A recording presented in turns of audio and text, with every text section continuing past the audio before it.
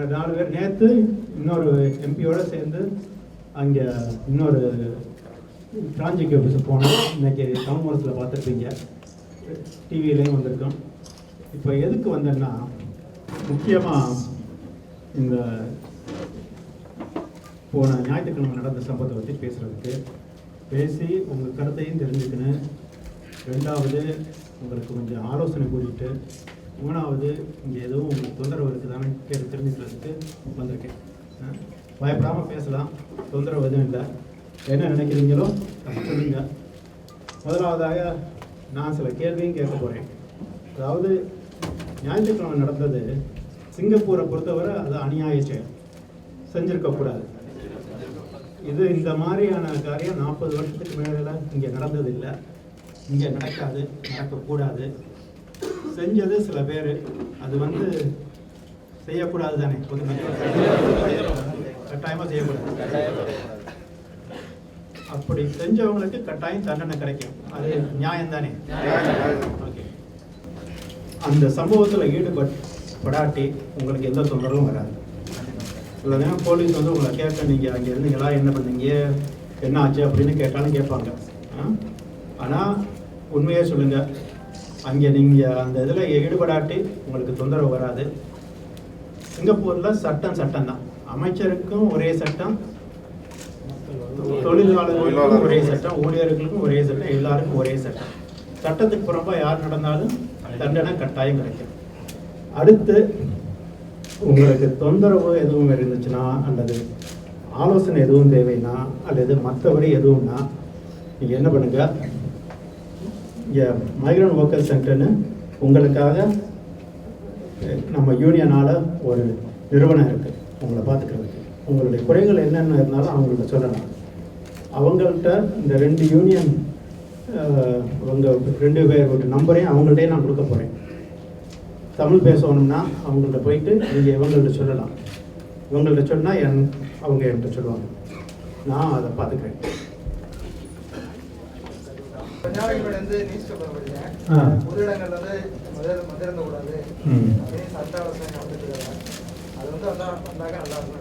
அப்படியா?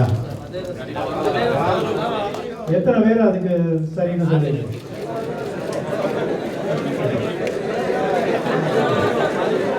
உங்களுக்கு இங்கே வேலை பார்க்க வந்தவங்களுக்கு கொஞ்சம் பணம் சேரும்.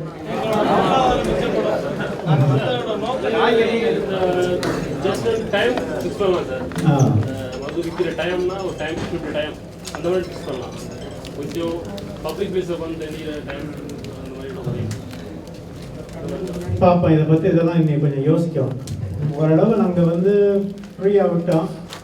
அதே சமயத்தில் ஃப்ரீயாக விட்டால் 2 பேரும் இங்கே ஃப்ரீயாக இருந்துச்சுன்னா உங்கள் பகுதியிலையும் உங்களுக்கு ரெஸ்பான்சிபிளாக இருக்கணும். அந்த நீங்கள் எவ்வளவுக்கு எவ்வளவு கூட பொறுப்போர் நடந்துக்கிறீங்களோ அவ்வளவுக்கு எவ்வளவு நம்ம சட்டத்திட்டம் அவ்வளவு கட்டுப்பாடாக இருக்க தேவையில்லை. இந்த மாதிரி சம்பவம் நடந்த பிறகு இன்னும் சட்டத்தை திருப்பி யோசித்து எப்படி கொஞ்சம் கட்டுப்பாடு கொண்டாடுறோம்னு யோசிக்க வேண்டியது இருக்குது.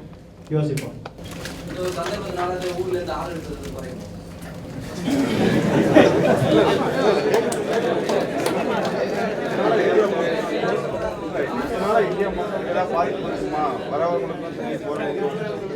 நீங்க எல்லாம் வந்துட்டீங்க, அதை பத்தி ஏன் பயப்படுறீங்க? என்ன என்ன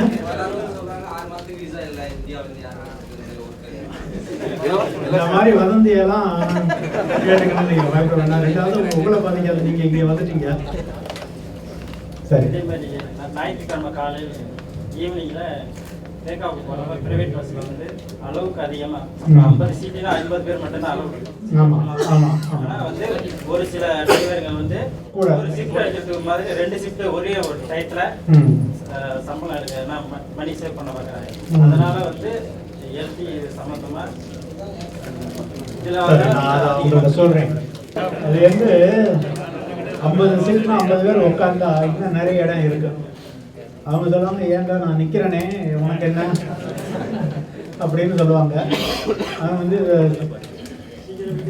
சீக்கிரம் வீட்டுக்கு வர்றதுக்கு அதான் அவன் சொல்லுவான், சரி பரவாயில்ல இன்னைக்கு நிற்கிறதுனா இன்னொரு 10 பேர் நிற்கலாம் அப்படின்னு.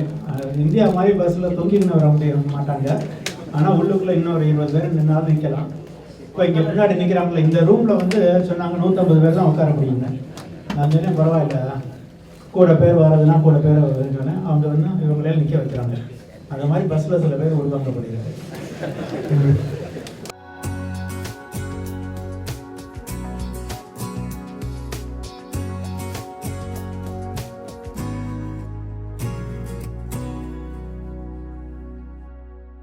சிங்கப்பூருக்கு எல்லோரும் சம்பாதிக்க வந்துருக்கோம். எல்லோரும் சம்பாதிக்க வந்து குடும்பத்தை பாதுகாக்கிறதுக்காக சிங்கப்பூருக்கு வந்திருக்கோம்.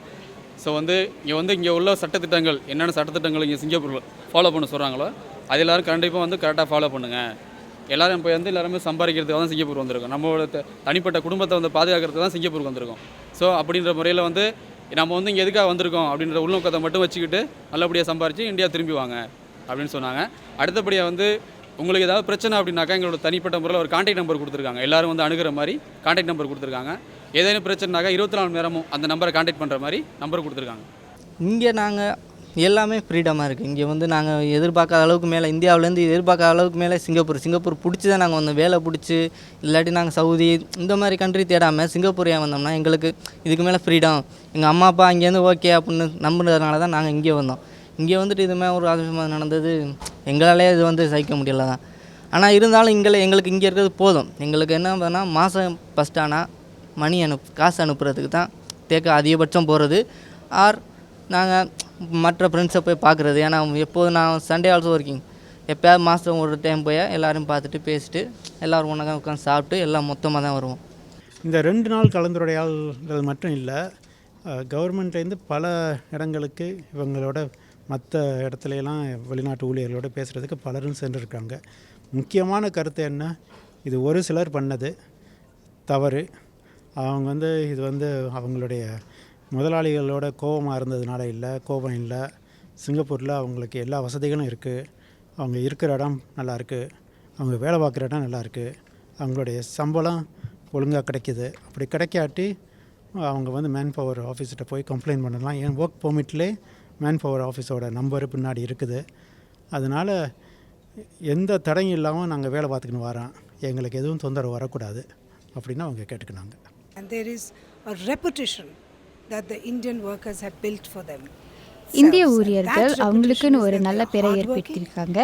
அவங்க கடுமையாக உழைக்கிறவங்க, சட்டத்தை மதிக்கிறவங்க, அமைதியை விரும்புகிறவங்க.